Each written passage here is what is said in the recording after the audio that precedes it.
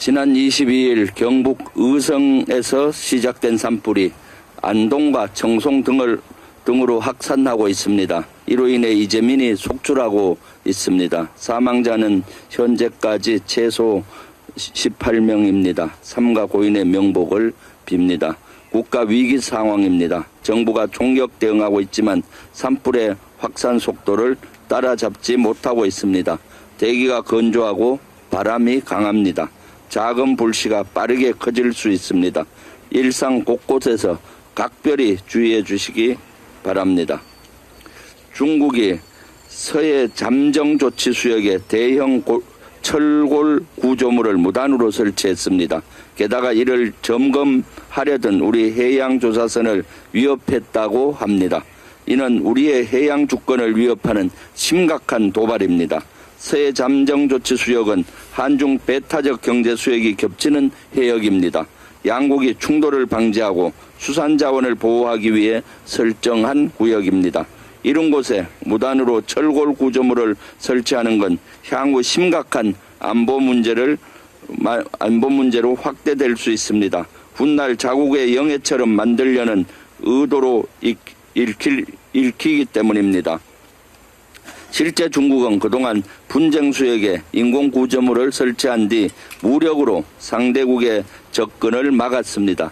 필리핀, 베트남과 영유권 분쟁이 있는 남중국해에는 인공섬 3곳을 군사 요새처럼 만들어 놓았습니다. 윤석열 정부는 이번 사안에 대해 즉각적이고 확실하게 대응해야 합니다. 국제사회와 협력을 강화하는 등 다양한 대응책도 시급히 마련해야 합니다. 그런데 국민의힘은 이를 놓고 문재인 정부의 안일한 대응이 사태를 키웠다고 주장합니다. 명백한 가짜 뉴스입니다. 문재인 정부 당시 SBS 보도입니다. 정부는 사안이 간단치 않다고 보고 논의 주체를 해양수산부에서 청와대 국가안전보장회의 NSC로 격상했습니다라고 적혀 있습니다. 이래도 아니한 대응입니까?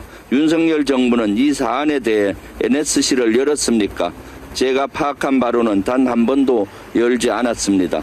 이게 바로 윤석열식 아니한 대응입니다. 이게 바로 국민의힘 가짜뉴스 유포 방식입니다. 한동훈 전 국민의힘 대표는 또 뭐라고 했습니까?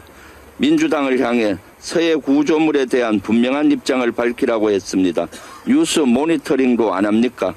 민주당 지도부인 저도 그렇고 민주당 대변인도 이미 입장을 냈습니다. 한동훈 대표는 남 탓하기 전에 팩트체크부터 하시기 바랍니다. 오늘은 천안함 영웅들의 15주기입니다. 국민과 함께 추모합니다. 나라를 지키다 희생한 영웅들의 뜻을 기리기 위해서라도 저와 민주당은 중국의 서해 구조물 설치 문제에 대해 좌시하지 않을 것입니다. 국회 차원에서도 시급히 진상을 파악하고 필요하다면 현장 점검을 추진하겠습니다. 이재명 대표의 선거법상 허위사실 공표 혐의 2심 판결이 오늘 예정되어 있습니다.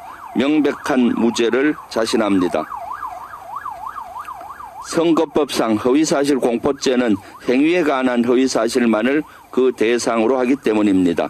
기억과 의견은 처벌 대상이 아닙니다. 허위사실 공포죄의 구성 요건을 충족하지 못한 사건입니다. 허위사실로 선거에서 당선된 자를 처벌하라는 법의 취지에도 어긋납니다. 결국 이번 사건의 본질은 윤석열 검찰 독재 정권의 전형적인 정치 탄압이자 정적 죽이기라는 것을 거듭 강조합니다. 재판부의 현명한 판단을 기대합니다. 이상입니다.